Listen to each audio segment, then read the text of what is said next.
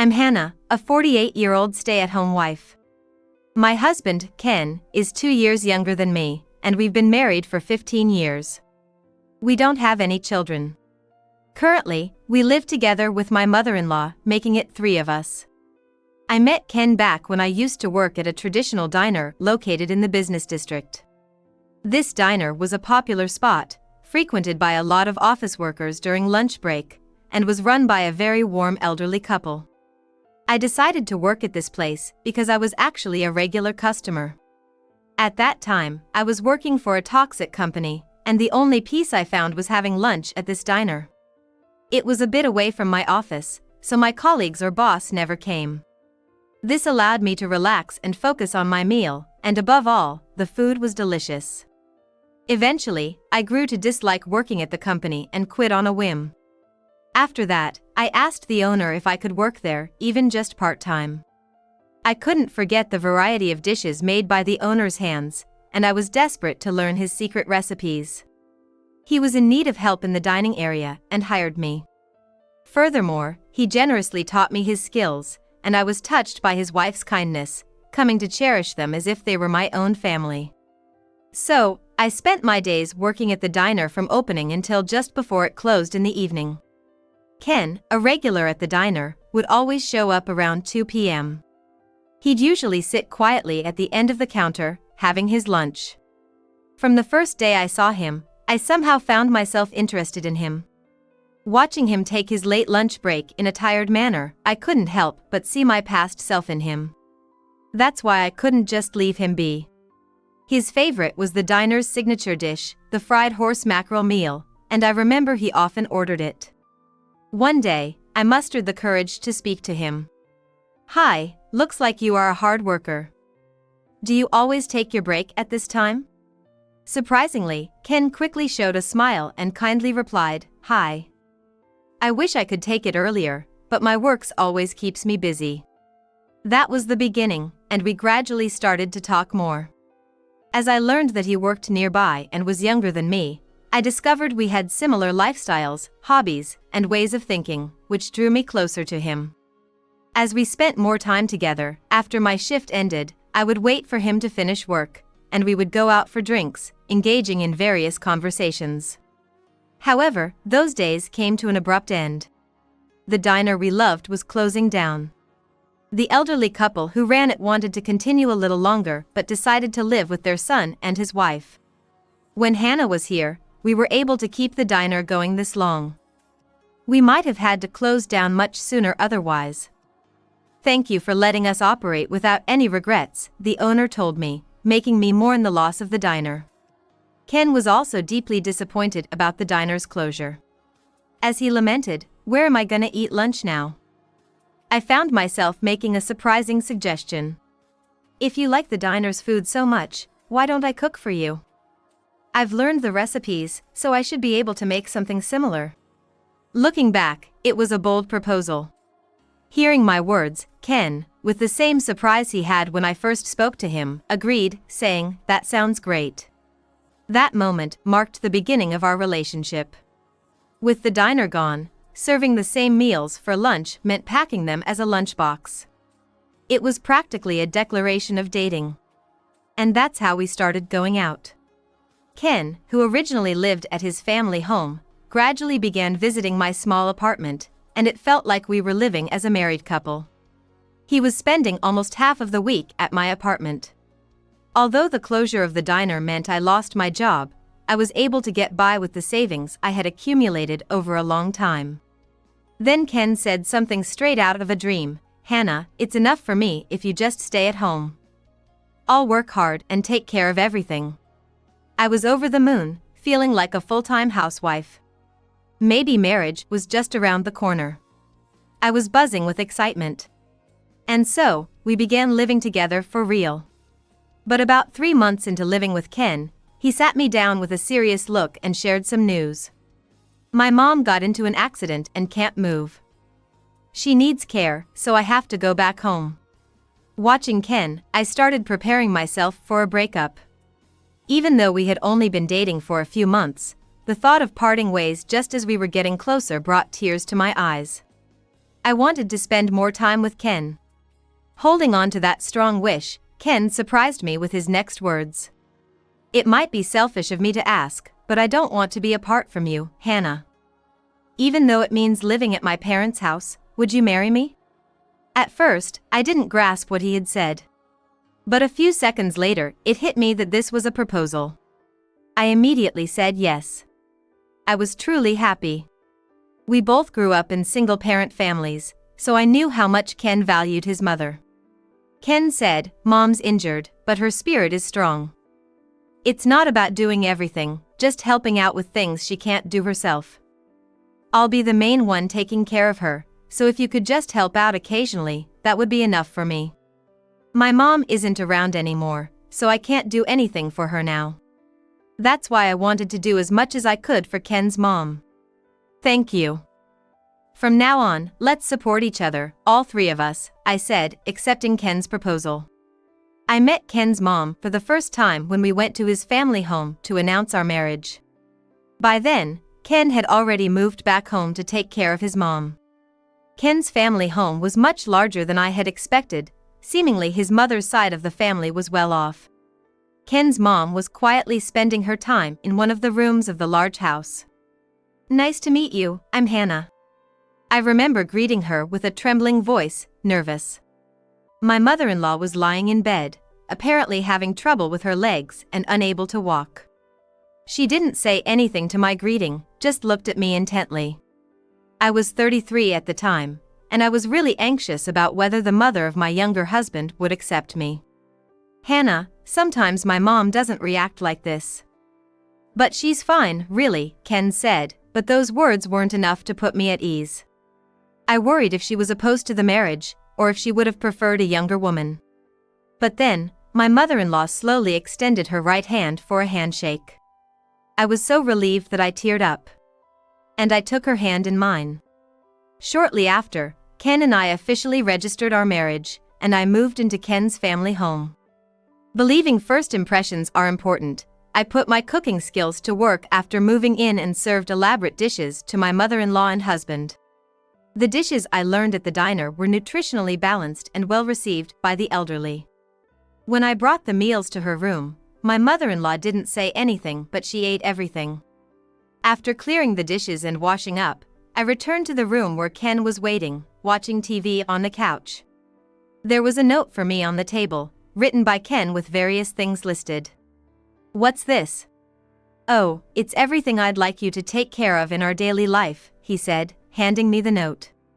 It mentioned prompting my mother-in-law to use the bathroom after lunch. If she agrees, assist her to the restroom. Prepare for her bath at 4 p.m., and then help her bathe. After that, shopping and preparations. My mother-in-law is fine with a vegetable-based diet, but make sure Ken gets meat. Am I supposed to do this every day?"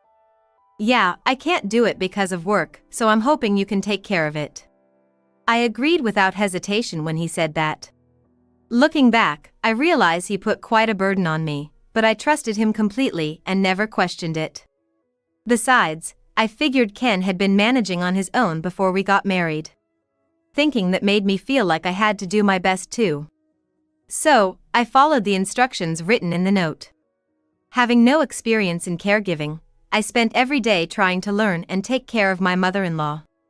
Ken had said he would primarily handle the caregiving, but I wanted to help too. Even so, Ken never really showed me how to care for her. He just kept making demands. Eventually, the stance that Ken would be the main caregiver fell apart, and I realized I was the one primarily taking care of my mother-in-law. 3 months into our marriage, I started to feel slightly uneasy about Ken's behavior. I knew he often came home late, so I wasn't bothered by that. So, him waking up near noon on his days off was also something I was okay with. He often woke up just in time to go to work on weekdays too. However, he started getting up at 7 a.m. and being in the living room from that time. Sometimes he said he wanted to get up early and enjoy a slow morning, so I could still understand this behavior. What concerned me was that Ken, who used to go to work in the afternoon, started leaving the house promptly at 8 a.m. When I asked Ken, he said he was going to the gym. because of a recent lack of exercise. He mentioned going straight to work from the gym. Still, it seemed too early to me, and I thought he could go to the gym on weekends. However, he left at 8 a.m. almost every day because the fees were cheaper in the morning on weekdays. One day, I asked Ken about taking care of his mother before he left. "Hey, aren't you supposed to be the main one taking care of Mom? You said that, didn't you?" "Of course, I'll help, but this isn't what we initially agreed upon," I tried to say, but Ken cut me off. "Look, when situations change, the response has to change too, right? The circumstances are different now. I need to go to the gym. And it seems like you have gotten used to caregiving. It's only natural for you to do it all, you're the wife, aren't you?" His words left me speechless. While I stood there stunned, Ken quickly got ready and left the house. Just before leaving, Ken dropped a shocking line. "By the way, Mom has dementia, so you know." Ken then left and didn't return until the next morning. Gradually, Ken's time spent at home drastically reduced. I used to make lunch for him using the recipes from the diner he loved. I also always made his favorite dishes for dinner. However, the occasions Ken ate at home significantly decreased. As a result, I found myself living day in and day out with my mother-in-law alone. I never thought this kind of life would continue for 15 years. Before I knew it, I was 48 years old. It's been 15 years since we got married, but our lifestyle remains the same. Ken leaves early in the morning and returns late at night, if at all, making flimsy excuses each time. You know, right? Our company caters to the client's needs. If a client wishes for it, accompanying them is part of my job, he would say, always drifting further from home. Sighing at the sight of a business card with a heart on it from Ken's suit pocket, I wondered if going to nightclubs was part of his job. My mother-in-law, somehow, never fell seriously ill and continued living peacefully. She had already turned 75. I had discussed with Ken about making our home more accessible for his mother. "Hey, since this house is old, why don't we make it wheelchair accessible? Or what about moving her to a safe and reliable facility? Our family home is historic and full of steps because it's been used since old times. The reason my mother-in-law hurt her legs 15 years ago was due to these steps. Since she likes walking around the house and looking at the garden, I've been vigilant for 15 years to prevent any more injuries. That is why I suggested making the house wheelchair accessible or moving her into a facility." But Ken immediately dismissed the idea. "Huh? What are you talking about? Do you know how much it would cost to make the house wheelchair accessible? Who do you think is going to pay for that? And facilities cost a fortune just to move in. Absolutely not." Ken flatly rejected my suggestion. However, it's not like my mother-in-law doesn't have money. She would surely prefer a place where she can live safely and comfortably. But Ken said, if we use Mom's money on stuff like that, the inheritance that comes to me will decrease. It's only for a little while longer, so we don't need to spend a lot, and he refused to consider it. Ken was more concerned about the inheritance than his mother. Only a little while longer seemed incredibly insensitive to me. I was just appalled and couldn't say anything. So, I continued to make sure my mother-in-law didn't injure herself around the house. Since Ken was hardly ever home, he had no idea how his mother was living or what she was doing. He didn't seem to want to know. It might sound harsh, but for the past 15 years, Ken has dumped the responsibility of his mother entirely on me. I found myself reflecting on everything that's happened since we got married. It feels like I started taking care of my mother-in-law as soon as I arrived at this house, and it's been the same ever since. I remembered that even in our newlywed days, Ken and I never shared the same bed. I spend most of my time inside the house, using online grocery shopping, so I rarely have contact with the outside world. That's why, even after 15 years of marriage, the fact that we don't have children never felt odd to me. The last time I had any physical contact with Ken feels like a distant memory. I found myself wondering what being married is really about. However, if I were to run away now, I'm worried about what would happen to my mother-in-law. I need to reconsider my relationship with Ken. But just as I was thinking this, an incident occurred.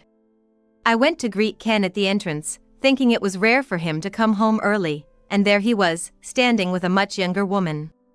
A young blonde woman with short skirts and colored contacts stared at me and laughed, saying, "Wow, she really is an old lady. There's something I need to discuss." "Mom's not in the living room, is she?" Ken said as he walked into the house, pulling the woman's hand. My mother-in-law had just gone to bed. Ken and the woman sat closely together on a three-seater sofa in the living room, while I sat on the sofa facing them. There was no need to ask who this woman was. She must be Ken's mistress. Given Ken's frequent absences, I was aware there might be another woman. But I no longer had enough love left to confront him about it.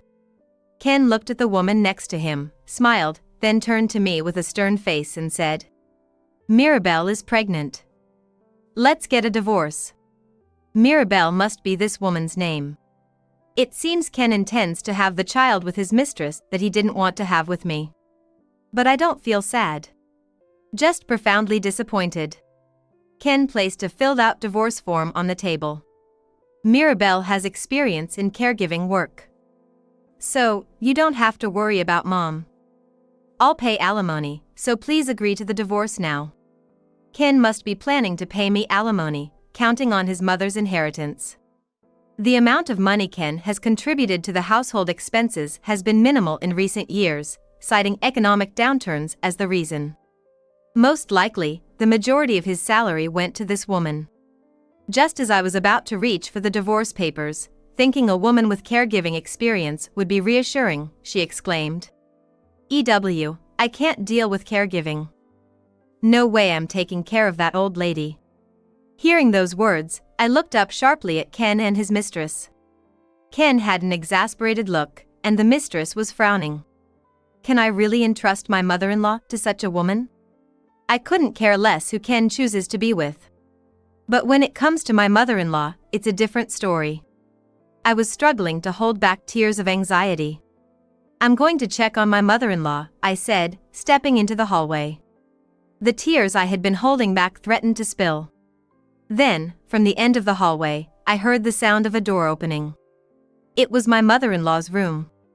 Looking over, I saw my mother-in-law, who was supposed to be asleep, peeking out the door and beckoning me over. I felt drawn into my mother-in-law's room. Sitting down on a chair she had prepared, my mother-in-law across from me took my hands. She looked into my face and nodded deeply several times before she began to speak. "Hannah, please be at ease." After hearing what my mother-in-law had to say, I returned to the living room. Ken and Mirabelle were cuddling on the sofa, but I sat down again on the sofa opposite them, unfazed. "Sorry for springing this on you suddenly. Since you said you didn't want to do caregiving, I got worried about my mother-in-law," I said, and Mirabelle smirked. "So, you're going to take her in after all? That would help." "Well, you've been taking care of her for 15 years, so she's probably more comfortable with you," they laughed together. I wondered why she would be smoking if she's supposedly pregnant. I was appalled by their lack of concern. "So, you'll divorce me then?" Ken asked, holding Mirabelle with one arm and looking for final confirmation from me. Feeling nauseated by my husband, I answered without looking at him. "Yes." I quickly signed the divorce papers and finished filling them out. Ken seemed relieved that I accepted so easily, and shared a laugh with Mirabelle.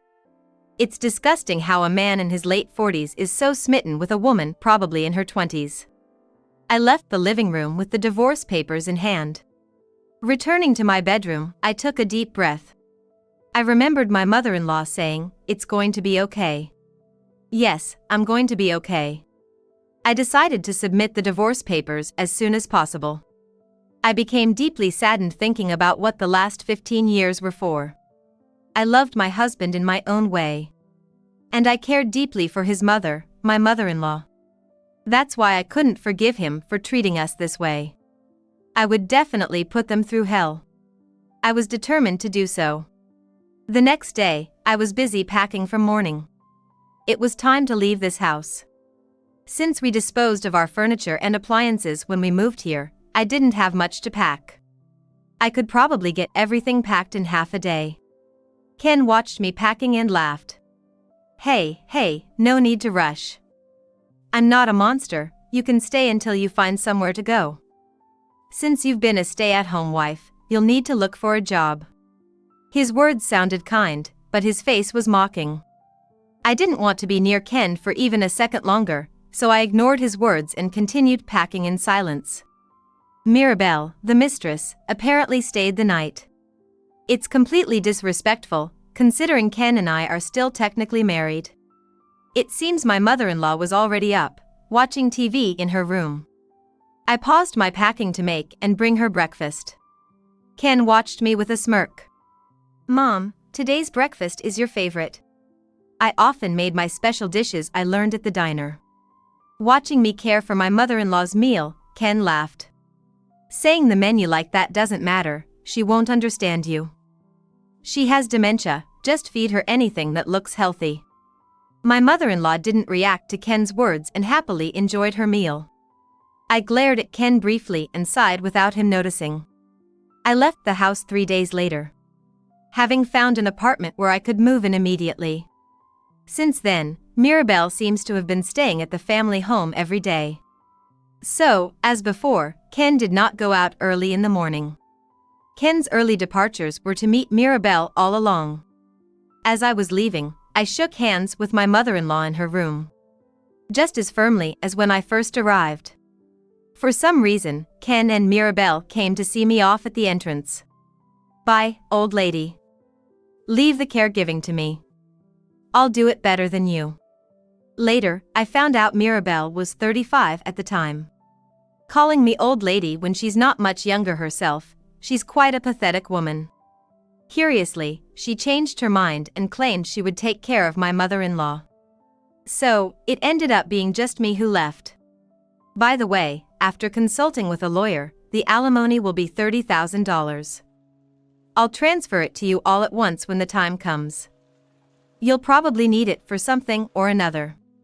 Hearing the amount of $30,000 made me show a surprised expression, which somehow made Ken snort in triumph. Don't be so shocked. You didn't think you'd get $30,000 from a divorce settlement, did you? Well, you took care of Mom and all, so consider it a special allowance and accept it gratefully. I almost laughed at Ken's casual talking, but managed to hold it back just in time, and left the house without any reaction to his words. Classic Ken. Being able to brag about $30,000 is almost admirable. Thinking he could settle 15 years of mine and his mother's life with just $30,000, what a foolish man. Not to worry, I plan to claim 7 times that amount. A week after I left the house, I received frantic calls from Ken. I had anticipated sooner or later, but it felt earlier than expected. Given that Mirabelle claimed to have caregiving experience, I thought she would hold up a bit longer, but it seems that might not have been the case. To check the situation, I decided to answer the call. Before I could even say hello, Ken started talking at an incredible speed. Hey, help me out. Can you come over here right away, please? I was momentarily surprised by his urgent voice, but quickly asked for details to stay calm. Ken, calm down. What happened? Is something wrong with Mom? My only concern was about my mother-in-law. Honestly, if Ken was just having trouble, I wouldn't have bothered responding. I just wanted to know about my mother-in-law's condition. Mom's fine. But can you please come over to the house once? Hearing Ken's pleading voice, I sighed but decided to visit Ken's house the next week since I had things to discuss about the alimony anyway. At least it seemed like nothing was wrong with my mother-in-law, which was a relief. When I went to Ken's house the following week, the first thing I noticed was the pile of furniture thrown out in the yard. These were the fine pieces of furniture I used to live with. The heirloom furniture that had been used for generations in my mother-in-law's family was, for some reason, tragically left neglected in the yard. Tentatively opening the front door, I found the entryway hall piled high with furniture. At the same time, I noticed many trash bags. They must be the trash that accumulated after I left. The trash bags, which didn't seem to be sorted, were emitting a foul smell. It wasn't this messy a week ago. I wondered how it could fall into such disrepair in such a short time. "Hannah, come in quickly." Ken greeted me as he came from the back, looking a bit haggard. Reluctantly, I followed Ken to the living room. The living room, once quaint with antique furniture, had lost its former charm. The floor was covered with fluffy rugs, and instead of the solid leather sofa, there was a fluorescent-colored sofa bed. On it, there were indescribably patterned long-furred cushions, and, perhaps to Mirabelle's liking, a lot of character plush toys were placed. Moreover, on the glass table, there were rows of nail polish bottles, with an LED bulb makeup mirror in the center. And suddenly, there was a puppy, caged inside. "The place has really changed, hasn't it?" I said, to which Ken faintly smiled. "It's all Mirabelle's taste. She wants to make the room cute for the baby that's gonna be born." The gaudy primary colors inside the traditional Victorian-style house felt too jarring, making me feel a bit sick. Additionally, the stench of garbage further added to the chaos inside the house. I was worried about my mother-in-law's health condition in this environment. Mirabelle didn't want to use the old furniture because it was outdated, so she had it moved out to the yard while I was at work. And since she's pregnant, she says she won't do any housework except for cooking.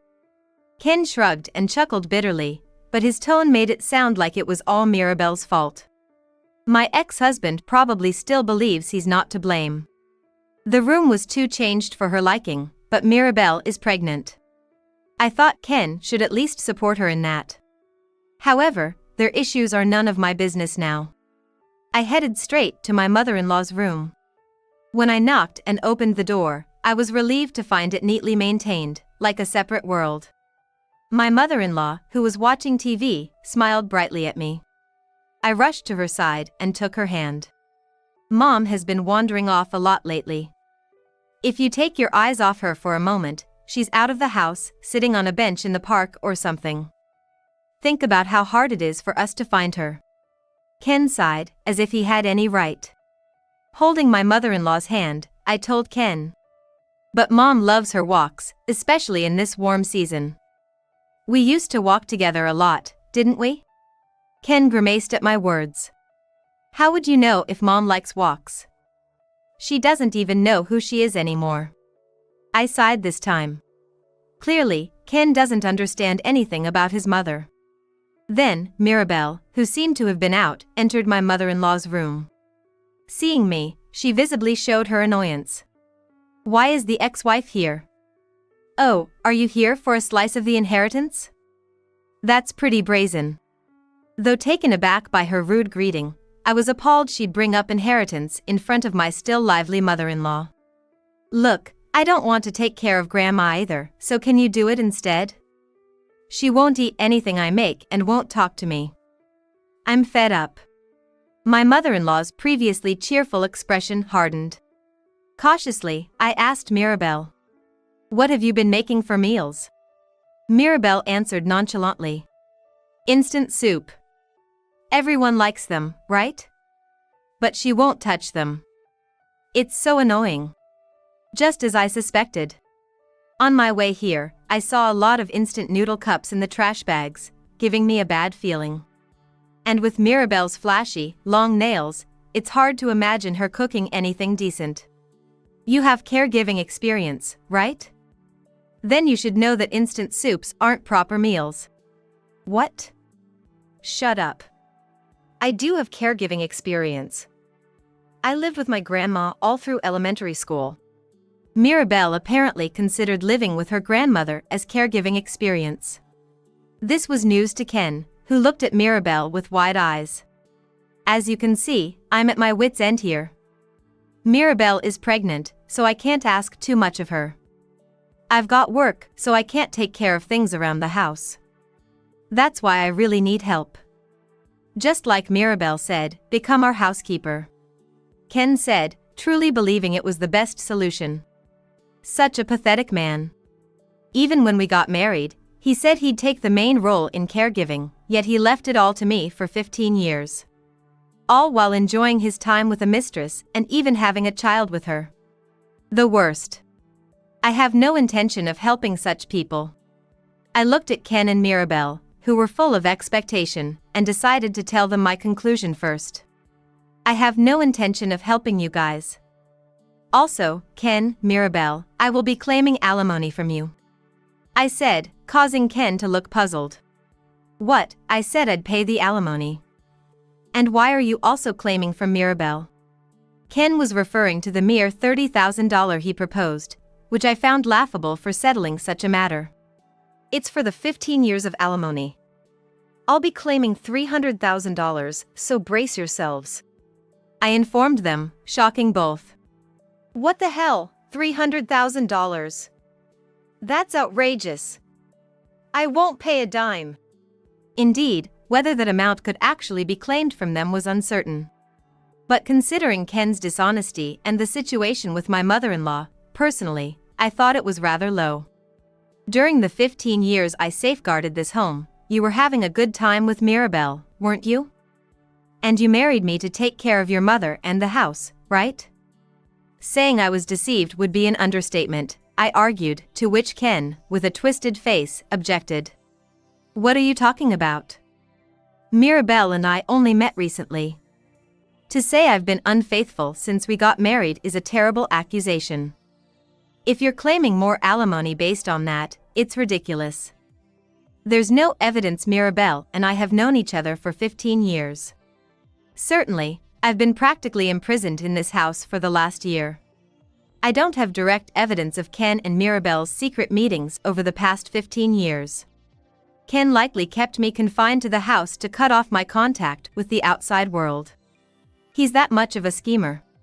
Realizing I hadn't caught on to any clues, Ken smirked unpleasantly. He believes he has one, but that's only because I haven't made my move yet. Actually, my mother-in-law loves going for walks. She always has. I started, as Ken looked confused and my mother-in-law quietly reached for the smartphone by her pillow. What? That's Mom's smartphone? She doesn't need a smartphone. Ken exclaimed, understandably surprised. Since he understands nothing about his mother. But that smartphone was one I gave to my mother-in-law 15 years ago. Ken still looked incredulous. Mom loves walking as her daily routine and taking photos with her smartphone. Pictures of the park's flowers, the supermarket parking lot, and even that love hotel behind the park. I revealed as I showed Ken the photos my mother-in-law had taken, including ones of him and Mirabelle entering the hotel. The photos, dated 15 years back and numerous times beyond belief, provided undeniable evidence of infidelity. Ken and Mirabelle were shocked at the amount.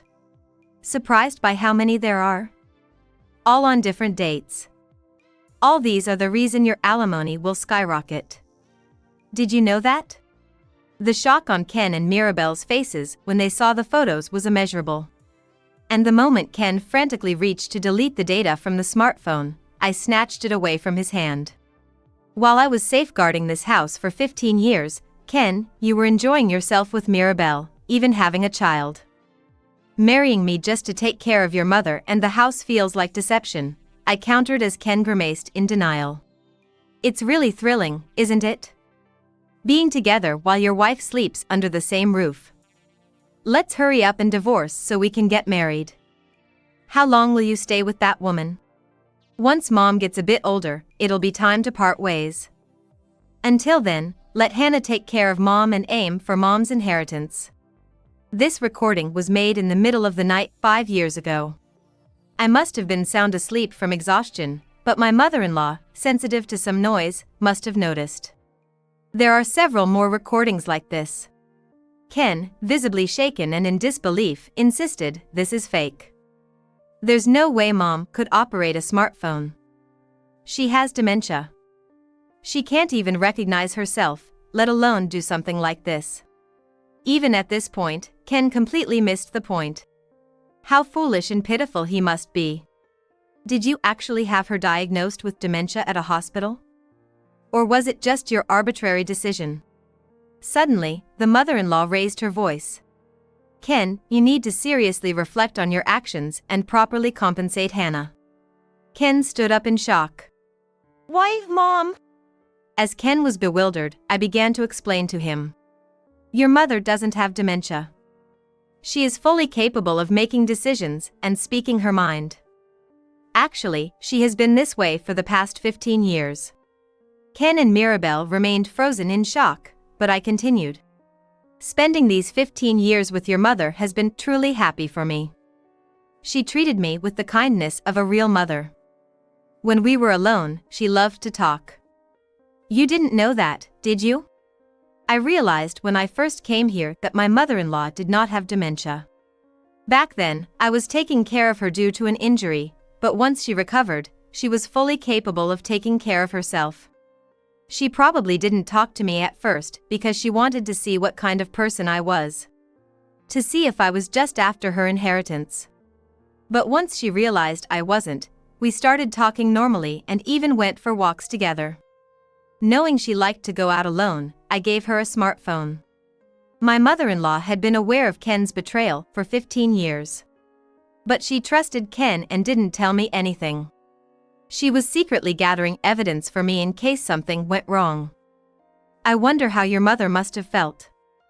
To have your own mother gather evidence of your infidelity, that's really a very poor filial duty. Ken frowned and looked down, a pained expression on his face. But why did you completely stop talking to me? You ignored me so much, I thought you had dementia. My mother-in-law calmly replied. I knew you were investigating my inheritance. You became someone who only cares about money. You worried more about the inheritance than me, and the women you brought home were all after it, so I stopped talking to you. Then, looking at me, she said, Hannah was the only one who truly cared for me. Like a real daughter, she gave me genuine love, so I opened my heart to her. The day Ken told me he wanted a divorce.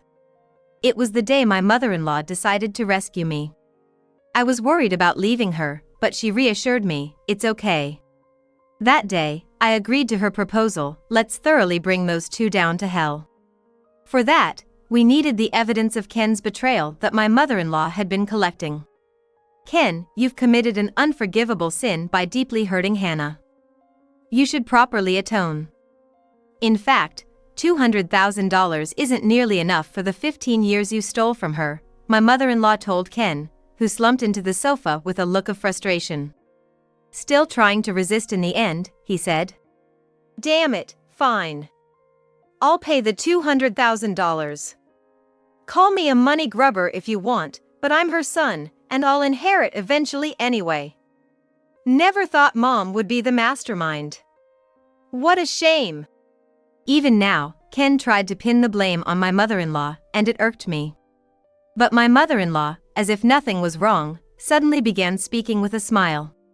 Well, about that inheritance, I'm afraid there's nothing left for you. I've decided to use all my assets to enter a top-notch facility. You can inherit this house if you like, but it's so old, repair costs would be astronomical.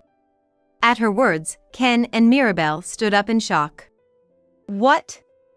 Don't joke around. You can't just decide that on your own. A top-notch facility? What about my inheritance? We're having a child, you know. Wait, if I'm not getting any money, there's no point in staying with you. I was told there would be a big inheritance after sticking around for 15 years. I feel cheated. Let's divorce. While Ken and Mirabelle were causing a commotion, my mother-in-law nonchalantly browsed through brochures for her new facility, seemingly unbothered by declaring them doomed. It's unclear when she decided to enter the facility, but it must have been part of her plan all along. I felt from the bottom of my heart that they stood no chance against her. Then, Ken and Mirabelle said something outrageous. If there's no money coming in, then we can't pay alimony. Mirabelle joined in on Ken's declaration. Right, that works for me. If the baby is born, Hannah can raise it. After all, I can't pay alimony either. I was appalled by their logic. I wondered how they could even think that way. Fed up, I attempted to leave without saying another word. I noticed my mother-in-law was already dressed and ready to leave. "This house has such a bad vibe. I think I'll stay at a luxury hotel for a while," she said cheerfully, putting on her shoes. Thinking Ken considered such a lively woman to have dementia was absurd. Ken and Mirabelle followed me to the door. "Hey, Hannah, what's going on?" Fed up with their persistence, I made myself clear to Ken. "I will never forgive you, and I will claim alimony. Wait for a call from my lawyer. Goodbye."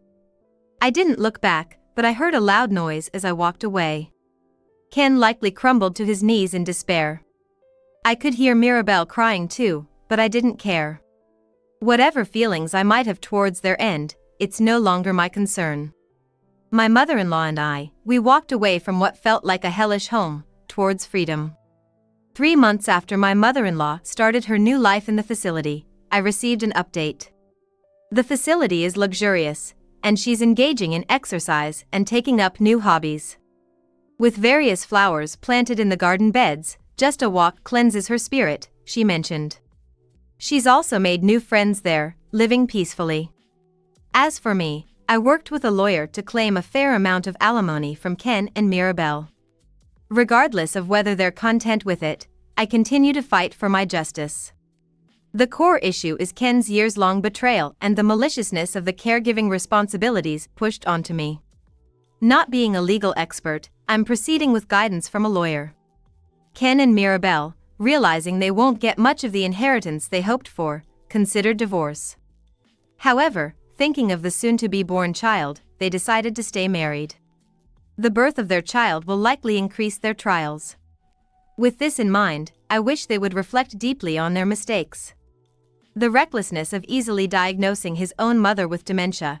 If they had spent as much time with her as they did frolicking with a lover, those moments should have been precious times spent with the mother. Instead, I'm the one who created many memories with my mother-in-law, and through all this, I'm truly happy for the 15 years we spent together. My mother-in-law is like a real mother to me. Now, I visit her regularly. Feeling cleansed and happier each time. Wondering what we'll talk about today, I prepare to leave, humming a tune.